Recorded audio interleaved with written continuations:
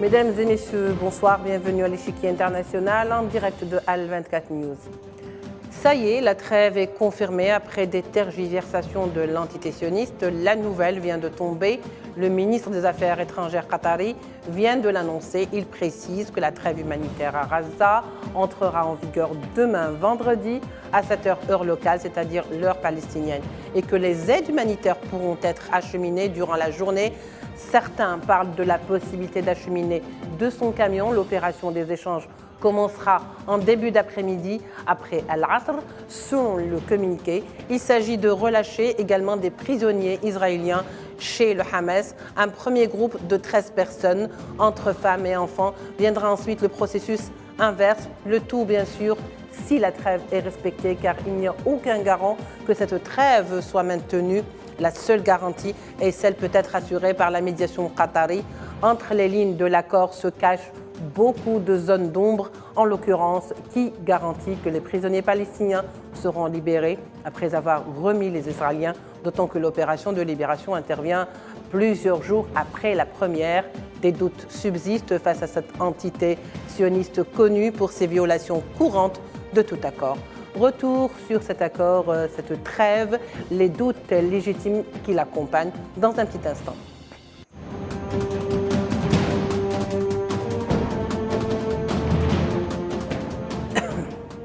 Alors, je le disais, pour comprendre la situation, accueillons ensemble aujourd'hui nos deux invités respectivement. Riyad Sidawi, directeur du Centre arabe de recherche à Genève.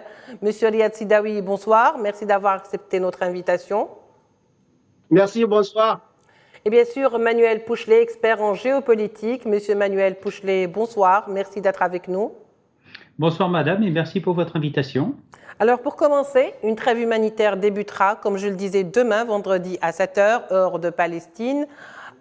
Cette trêve a enfin pu être négociée par les Qataris et les Égyptiens, selon ce que rapportent les informations. Une bonne nouvelle, monsieur Sidawi, pour les Palestiniens, ou faut-il rester encore prudent, d'autant que les sionistes, je le disais, sont très connus pour leur irrespect des pactes? Oui, c'est une très très bonne nouvelle pour le peuple palestinien à Gaza.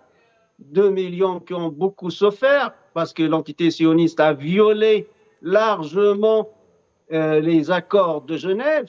Elle a coupé tout d'abord l'électricité, puis l'eau, les vivres et même l'essence et les mazout.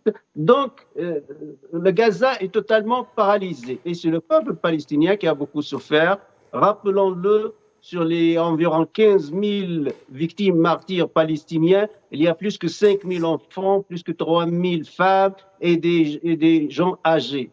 Et ce n'est pas la première fois que l'entité sioniste attaque les civils et attaque les enfants et les femmes et les gens âgés parce qu'elle a perdu l'honneur de la guerre chevaleresque contre les combattants palestiniens. On l'a bien vu le 7 octobre 2023, ce fameux samedi.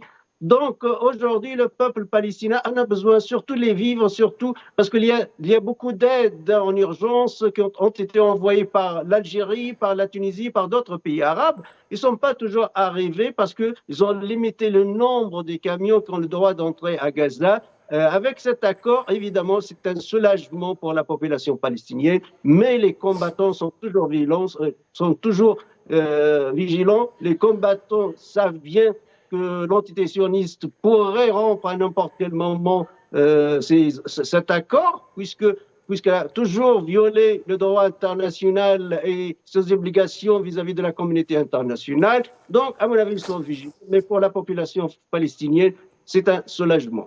Oui, très bien. Alors, je suis tout à fait ravie que vous le preniez avec autant de positivité, d'autant plus qu'après 46 jours, voire 47 jours de bombardement, les Palestiniens peut-être prendront également le temps de souffler pour enterrer leurs morts, comme je le disais déjà.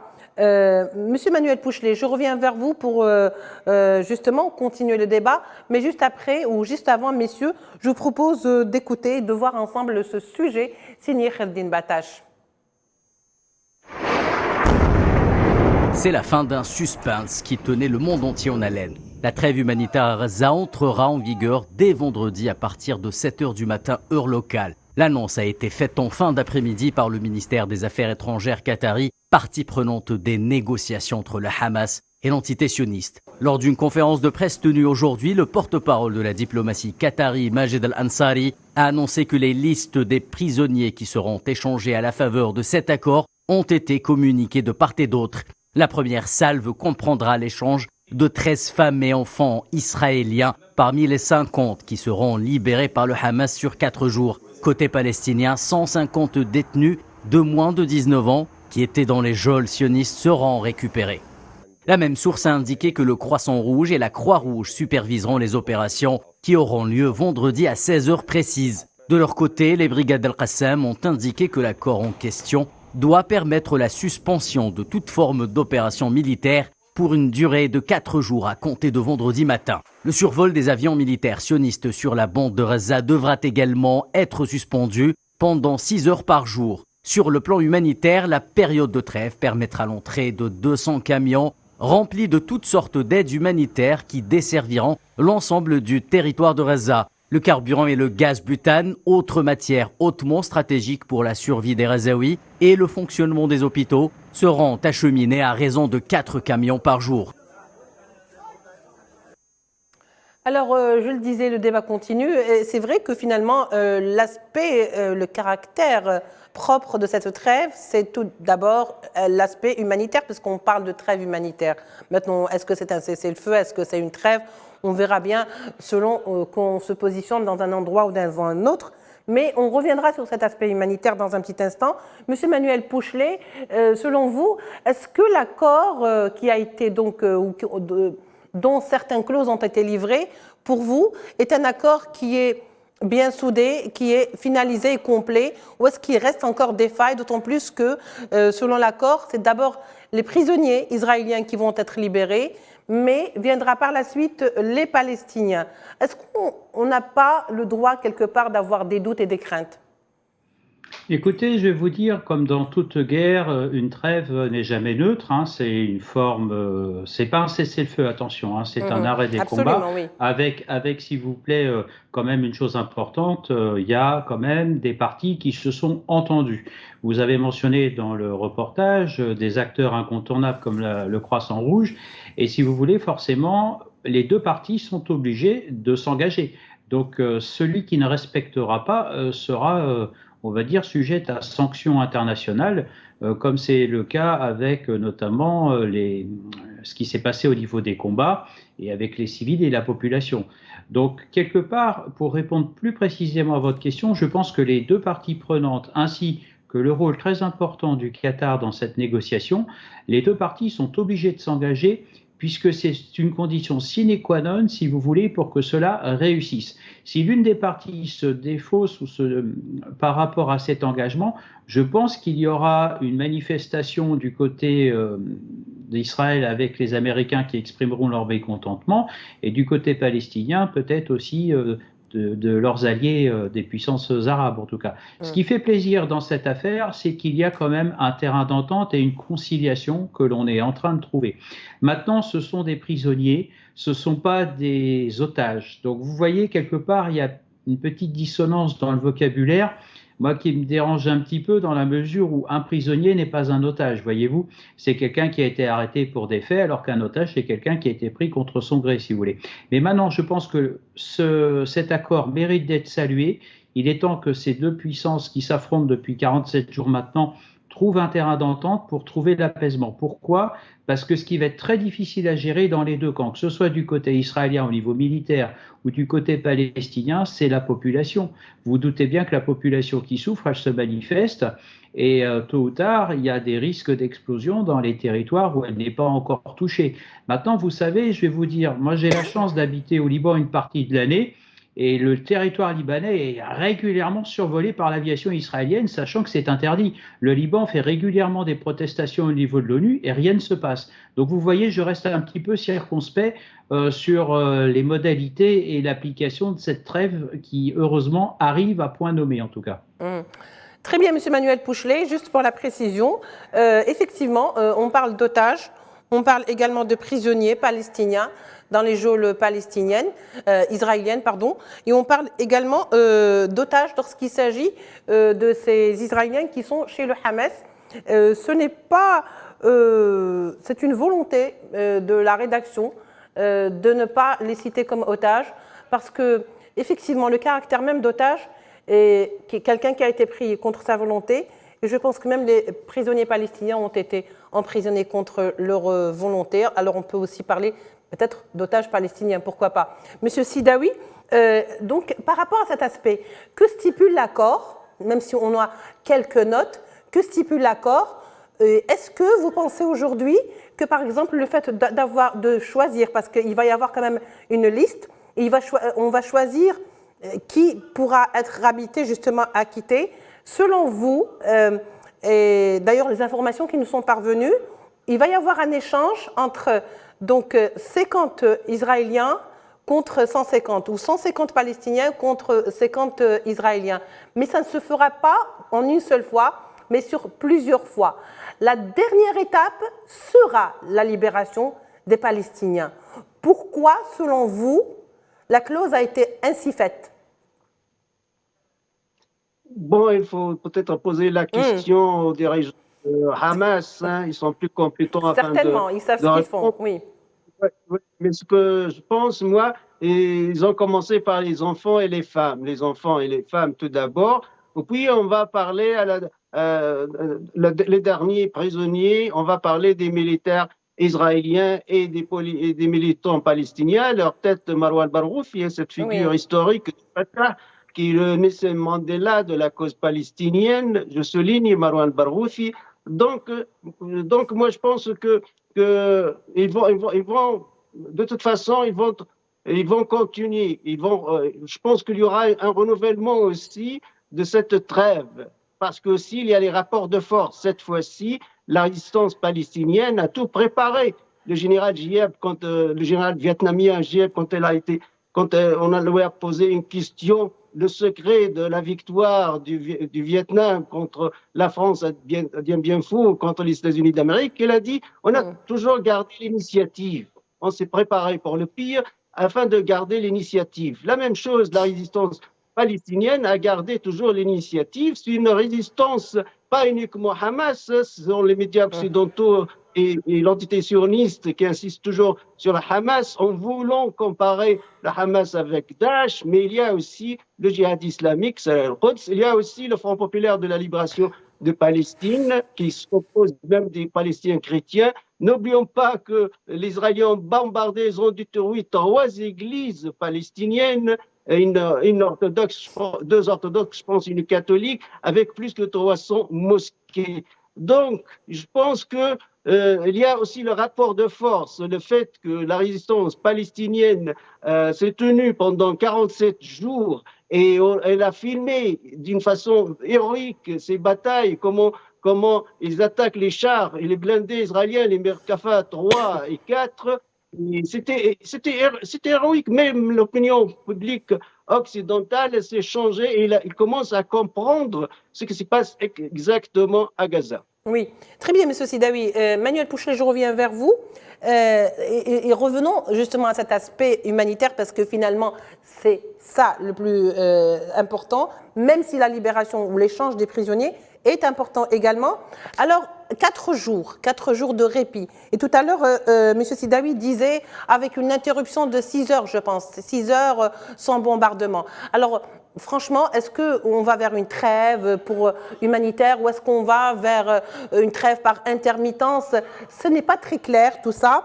Et autre chose, alors 200 camions qui vont passer, je ne sais pas, à raison de 3 à 4 camions, excusez-moi les détails, par jour. Des responsables onusiens ont dit que c'était insuffisant, que 4 jours étaient vraiment insuffisants pour faire acheminer l'aide dont a besoin Gaza. Et bien sûr, le Conseil de sécurité en lui-même avait déjà demandé le prolongement de ces 4 jours pour pouvoir justement que l'opération soit plus ou moins équilibrée. De toute façon, vous savez, madame, cette trêve, il faut qu'elle soit respectée. L'histoire des 4 jours, si vous voulez, il y a quelque chose qui m'embarrasse un petit peu. D'ailleurs, on le voit à l'image. Les routes sont encombrées, il y a des détritus partout. Donc, entre guillemets, je vais être très clair, les routes ne sont pas praticables. Donc, autant vous dire que faire passer. Voilà, c'est ça. Donc, faire passer 3 à 4 camions, c'est pas possible. Ils vont devoir les aménager, on va dire, une zone. Alors, on me dit que c'est 50 camions par jour. Ça fait à peu près 50 camions un jour. Et ce n'est toujours pas suffisant. C'est pas suffisant. Pourquoi? Parce que regardez le millier de déplacés, c'est pas possible. Quand vous regardez si ce sont des camions de 38 tonnes et au regard des capacités d'emport de ces camions, en fonction de ce qu'ils peuvent délivrer, ça reste très modeste. Donc, si vous voulez, c'est un petit peu l'arbre qui cache la forêt du néant et du chaos qui règne à Gaza, malheureusement pour les habitants de la Palestine.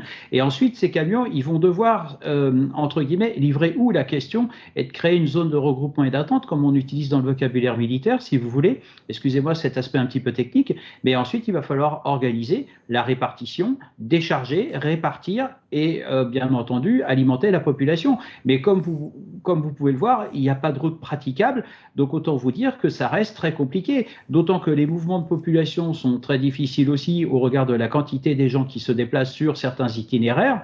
Pourquoi? Parce que actuellement, vous avez aussi, sur d'autres aspects, cette organisation, 50 camions, on va dire, c'est une petite goutte d'eau dans un océan de nécessité absolue. On a une population qui vient de subir 47 jours de siège, en plus avec des systèmes d'armes particulièrement destructeurs. Imaginez, vous avez quand même de l'utilisation parfois d'armes, on va dire, peut-être, j'ose pas le dire à l'antenne, non conventionnelles aussi, qui font des dégâts complètement ahurissants. Mais voilà, je pense que l'idéal, c'est autour de cette trêve, c'est de rassurer la population, soigner au plus urgent, pallier au plus urgent. D'ailleurs, vous avez vu, il y a quelques jours, il y a eu une organisation d'un pont aérien sanitaire vers les pays du Golfe pour soigner ces enfants qui sont gravement blessés, ainsi que certaines personnes qui ont besoin de soins intensifs. Je pense, j'ai entendu aux Nouvelles Françaises des personnes qui étaient dialysées, ainsi de suite. Mais quelque part, je vais vous dire, c'est pas suffisant.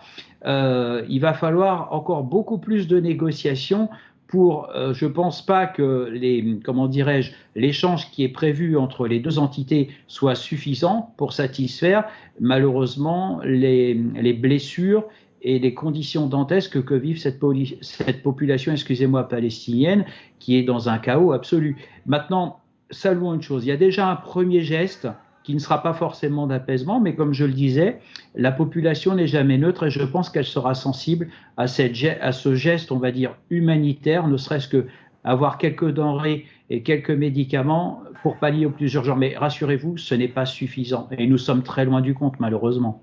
Oui. Alors, pour la précision, pour être honnête et toujours fidèle donc à l'information, il serait donc 50 camions par jour prévus qui pourraient passer avec 4 camions de carburant. Voilà, c'est tout le bien qu'on souhaite à nos Palestiniens à Gaza. Riyad Sidawi, alors la Cisjordanie, elle également est en train de bouillir parce qu'il y a des manifestations, il y a des arrestations en masse, il y a encore des persécutions et les taux se resserrent de plus en plus. Alors, est-ce que vous ne pensez pas qu'après cette pause humanitaire, cette parenthèse humanitaire, parce que de toute façon, Benjamin Netanyahou avait annoncé hier que de toute façon, une fois cette pause terminée, c'est-à-dire les 40 jours, on va voir si c'est 40 jours ou 5 jours ça va durer, les bombardements vont reprendre. Est-ce que vous ne pensez pas que ce sera un petit peu le rôle ou le tour de la Cisjordanie? Et je ne parle pas de bombardement, mais je parle beaucoup plus de persécution. Oui, est-ce que ça va s'étendre sur la Cisjordanie? Je pense, oui, un jour ou un autre, la Cisjordanie va aussi entrer en guerre, dans une guerre totale, puisque Israël, l'entité sioniste, a déclenché une guerre totale, total war. C'est un concept du nazisme, du Hitler et de Franco. Ça veut dire bombarder, les bombardements massifs. Nous savons bien qu'il y a 60 000 policiers en Cisjordanie qui sont bien armés, bien équipés et qui sont sous le contrôle de Mahmoud Abbas. Mais nous avons aussi des rapports qui commencent à bouger, qui n'ont pas la conscience tranquille parce qu'ils voient leur peuple en train de se massacrer. On parle des enfants et des femmes et âgés sans réagir. Donc un jour ou un autre, ils vont réagir si l'entité sioniste va continuer l'objectif de Netanyahou. Lui, dès le premier jour, il a dit, il s'est exprimé, il a dit, nous voulons sécuriser tout le Gaza, ça veut dire envahir toute la bande de Gaza, et en plus déraciner le Hamas, ce qui est impossible, parce que Hamas fait partie de la population palestinienne, fait partie du paysage politique palestinien, on ne peut pas déraciner. Il y a ce que nous appelons l'autodétermination, le droit des peuples de l'autodétermination, c'est un droit international. L'entité sioniste a toujours violé le droit international, a violé aussi les accords de Genève, comme je dis, couper les vivres, couper le carburant, ou l'électricité ou de l'eau, c'est une violation flagrante, condamnable des accords de Genève. Moi, je pense que la Cisjordanie, oui, va bouger, surtout, il y a le chef charismatique de Fatah qui a déclenché la révolution armée palestinienne avant le Hamas depuis les années 60, fondé par Yasser Arafat. Marwan el-Barghouthi, s'il sera libéré des prisons israéliennes, il va jouer un grand rôle dans la Cisjordanie. Oui, très bien. Manuel Pouchelet, est-ce que vous pensez que le nom de Marwan el-Barghouthi, ce prisonnier palestinien millénaire, j'allais dire certainement oublié, va être libéré, ou sera le numéro 1 de la condition de Hamas? Parce qu'il y a quand même une liste de noms qui a été publiée, il faut le dire. Oui, une liste de noms qui est publiée, certes, mais si vous voulez, ce leader du côté palestinien risquerait de connaître le même sort qu'a connu M. Mandela en Afrique du Sud. Et c'est en fait, est-ce que ce serait peut-être pas la bonne personne pour justement aussi, qui a été tué par la suite. Oui, alors lui, il a été éliminé directement par Israël avec le Mossad, avec un tir de missile lors d'un déplacement. Puis ensuite éliminé. Voilà, c'est ça qui a été éliminé. En fait, si vous voulez, je pense que au niveau de l'autorité palestinienne, la communauté internationale attend des leaders charismatiques, parce que ce qu'on oublie de dire aussi, le Hamas, il est aussi une entité politique. Et malheureusement, au niveau des rédactions européennes, on oublie de le mentionner, si vous voulez, un petit peu comme d'autres partis que l'on trouve dans le Moyen-Orient. Je pense que le Hamas a besoin d'être une force de proposition, et qu'on identifie, si vous voulez, des acteurs qui sont précieux au niveau des négociations, et je pense que ça passera. Je pense qu'Israël est dépassé complètement par les événements, autant vous le dire tout de suite, et ce qui risque de se passer, c'est que le Qatar joue sa carte d'imposer ses hauts représentants palestiniens aux entités internationales que sont sûrement les États-Unis, qui sont partie prenante dans l'affaire, et à Israël. Mais je vous ferai remarquer qu'aussi du côté israélien, il commence à y avoir de sérieux mouvements de contestation contre la politique de M. Netanyahou, qui ne fait pas non plus l'unanimité. L'objectif, rappelons-le, c'est de trouver une sortie de crise, et que malheureusement, ce sont deux populations qui sont, comme le disait Yitzhak Rabin avant son décès, si vous voulez, il a été très clair, il a dit « Nous sommes condamnés à partager cette terre, et par conséquent, nous devons nous entendre ». D'ailleurs, ce personnage israélien a été assassiné par un extrémiste juif, je crois. Et si vous voulez, voilà où nous en sommes malheureusement. Et quelque part, cette situation, on va dire, qui dure depuis des années, depuis 48, en fait, depuis la création de l'État d'Israël, les partis en présence ont du mal à négocier, ont du mal à s'entendre.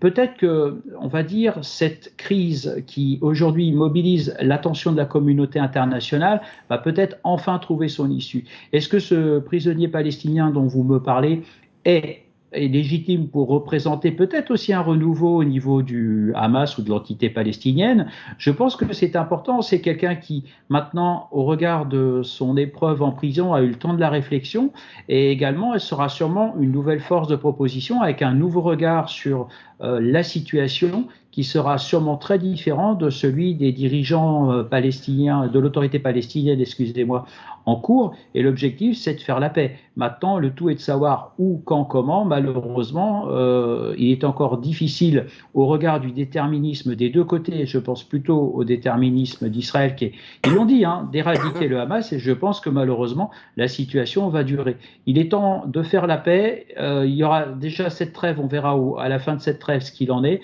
mais je ne vous cache pas que j'ai bien l'impression qu'Israël est déterminé à poursuivre ses efforts, malheureusement. Merci beaucoup, M. Manuel Pouchelet. En tous les cas, faire la paix, c'est une bonne chose. Ce sont des paroles que tout le monde souhaiterait voir s'incarner sur le terrain.